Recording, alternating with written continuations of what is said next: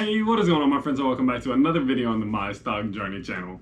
So today I have some really big news for me personally. You know, I know it's probably a little bit more common than anything, but it's just kind of something that I've been looking forward to a lot. It's something that I'm actually really excited about. You know, it's a piece of Robinhood that I felt was always lacking.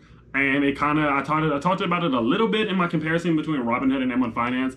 But so with all that being said, and you know, without the little build up that I'm doing here, I just want to talk about the fact that I did get fractional shares today on Robinhood, and that's super big news for me. You know, I'm a college student, and there's some stocks out there that cost just a little bit too much for me to really be able to get into. Like, if, you know, I've always kind of wanted to get into Tesla, but at the same time, if I wanted to spend like $1,000 on a share of Tesla, it would be really difficult because I only invest like $300 to $500 every week. And so I would have to save up like probably 2 or 3 weeks at a time. And so, you know, that's just very difficult. I feel like in that 2-3 week span, there's better things I could be doing with my money, basically, and then saving it up and trying to buy one stock at once. So with that being said, basically the main gist of fractional shares means that you can buy a piece of a share of a stock. So say with Tesla, if I wanted to buy half of it, I would only have to pay $450 and I would own half of a share. And so with that being said, I can invest smaller amounts of money into it at a time rather than having to invest one full lump sum of money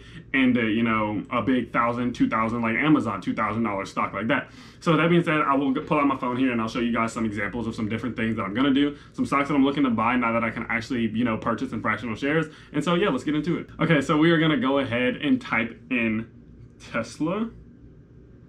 Here we go. And so you see this, wow, what a good day. Anyways, so you see Tesla, $993.73 per share at the moment. And like I said, if I wanted to buy that, I would probably have to save up for like 2 or 3 weeks at a time, and God knows what Tesla's gonna be at in 2 to 3 weeks from now. And so, you know, it's really difficult to be able to invest in these more expensive companies if you don't have the capital for it up front. But what is, you know, a good perk now that I have fractional shares, if I go to trade, buy, there's this button right here. It's already on, but there's this button right here up top. And it says buying shares or buying dollars. So if I wanted to go and, you know, I only have $8 in cash in my account right now. But say if I wanted to spend all $8 on a fractional share of Tesla, I could say $8.08, review. You were buying $8.08 based on the current market price of blah, blah, blah. You will receive approximately 0.00813 shares. Your order will be placed as market open. So what that means is that instead of buying, you know, using $993 to buy a full share of Tesla, I'm now using $8.08 to only buy 0.008% of a share of Tesla.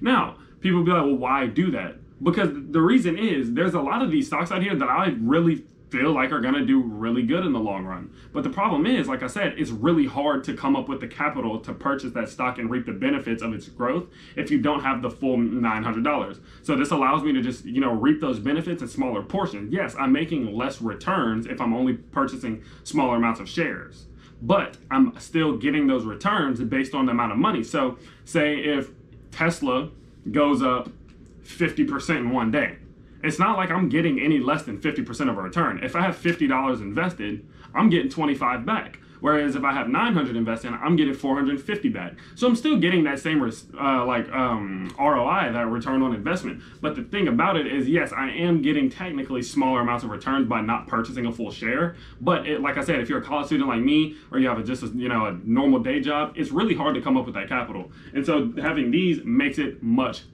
easier. So we will also take a look at another one. This is one stock that costs a lot of money, but is one that I definitely want to get into, and that's Amazon. Now, I do believe Amazon is overpriced right now, so I'm not going to get in at the moment, but I do feel like it's going to come back down to like the $2,000 mark. But you see, $2,588. If I wanted to get on Amazon, I would have to save for a really long time. And honestly, at that point, I don't even think it would be worth my investment, because the amount of time it took me to save up to purchase the share of Amazon, I probably could have put it into another stock that would have made me higher returns anyway. So it's almost kind of pointless for me to even do that and be able to get into a stock that I really want to get into. And so, you know, with that being said, this just makes it much easier and much more less stressful, honestly. Like, it's really stressful to think like, man, if I want to save up $2,588 to buy Amazon, I have to save up for, like, if I'm investing $300 a week, You know, that's 2 months almost. That's a little bit over 2 months I'd have to save for the stock. And by then, what if Amazon goes up another 800? Then I gotta wait and wait, you know what I mean? And it makes it really, really difficult. And so with that being said, like I said, I can come here, boom, trade, buy. Press that little button here, it's already on it, but I'll do it again. Buy in dollars. Come here, $8.08, review, and look at that. I'm basically spending $8.08. I'll get 0.003121% of a share of Amazon. That makes it so much cooler. You know, it makes it so much easier because say if you really feel like a stock is going to just go up. Say if I really feel as if, go ahead, I didn't mean to do that, but who cares? I'm going to just cancel that. So the thing about it is like, if I really, really, really think a stock is going to shoot up, say if I just, in my gut, I thoroughly believe that Amazon is going to hit $5,000 out of nowhere. You know, this $5,000 by the end of the week. Well, what do?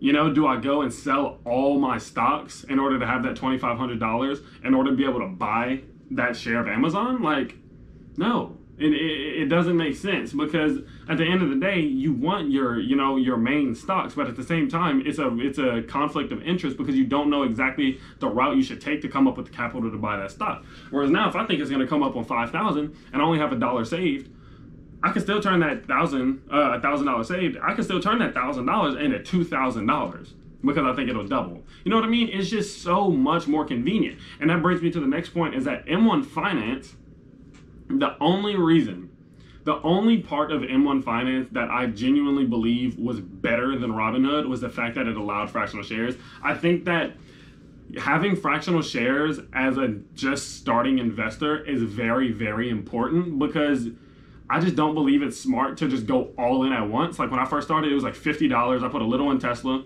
good quality. You know, I put a little bit in, I think it was Stag Industrial, Realty Income, Home Depot, and Lowe's maybe, something around those lines.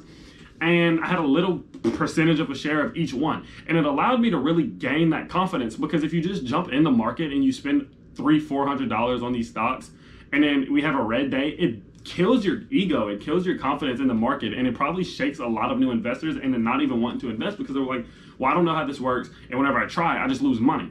Whereas whenever you have fractional shares, you can just have a little piece, boom, put $1 in this one, $3 in this one, $5 in this one, stuff like that, and you can really start to test the market and test it out because, you know, people always do paper trading and people always do stuff like that, and I always say, yeah, it's fun to paper trade and it's fun to, you know, trade basically with money that's not yours, but at the end of the day, you still, it's kind of realistic in a sense if you're testing strategies, but it's not realistic in a sense that you don't have the same emotions. You don't care about losing fake money, right? When you're in Monopoly, you might, you know, be a little bit mad that you're losing, like myself, but the thing about it is you're not really, it's not your money. It's not money that you're worried about. It's not money you have to pay bills with.